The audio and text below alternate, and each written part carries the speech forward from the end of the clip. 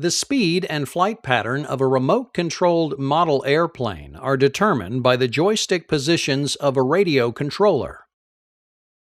Based on the position of the joystick, the controller emits radio wave activity at regular time intervals lasting for a specific length of time. These radio wave pulses are transmitted to a receiver in the plane and converted from analog to digital pulses. These digital pulses are delivered to a servomotor, instructing it to hold a particular throttle or flap position. The width or duration of the pulses will vary based on the position of the joystick. The control pulses only last a few milliseconds and repeat about 50 times per second. A specific series of impulse signals will hold the servo horn in a fixed position. Let's look at the operation of a servomotor in more detail.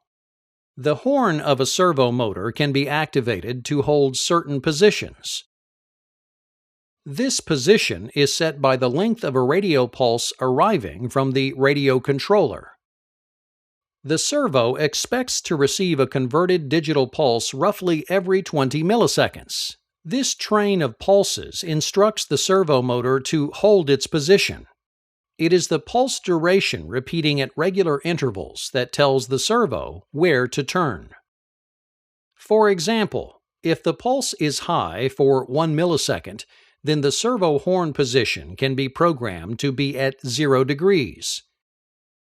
If it is 1.5 milliseconds, it is set to the center or 90-degree position. If the pulse signal is 2 milliseconds, then it can be instructed to go to the 180-degree position.